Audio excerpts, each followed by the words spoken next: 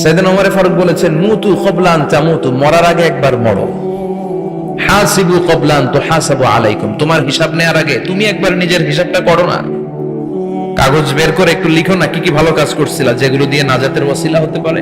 1 2 3, আর কি কি আকাম কুকাম করছো দেখো না, লিখে দেখো তোমার অবস্থাটা কি। মরার আগে একবার মরো।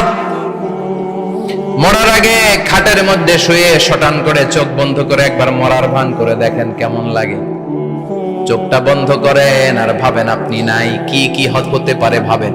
আপনার ছেলে মেয়েরা কান্না জুড়ে দিবে, আপনার প্রাণের স্ত্রী বিলাপ শুরু করে দিবে, বন্ধু বান্ধবের চিৎকার আর মাতম, স্থানীয় এলাকার মসজিদে ঘোষণা, অমুক এলাকার নিবাসী অমুক ভাই অমুকের ছেলে অমুক দুনিয়ায় নাই।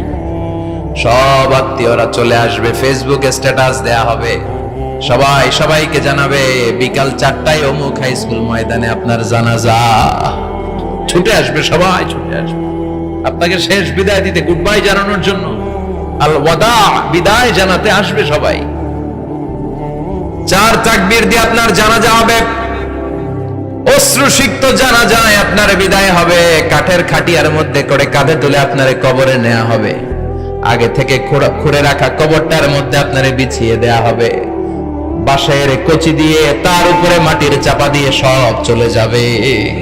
ভাবেন না একবার চোখ বন্ধ করে, this is the circle of life, this is the nature of life. এটা সবার হবে, আমার হবে, আপনার হবে।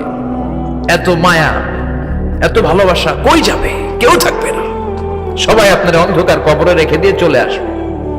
উপরে বাঁশের কঞ্চি, তার উপরে মাটির চাপা, অন্ধকার আর অন্ধকার।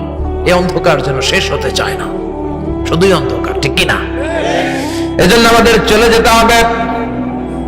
দাদা গেল, চাচা গেল, মামা গেল, আমাদেরকেও যেতে হবে, জোরে কোন ঠিক কিনা?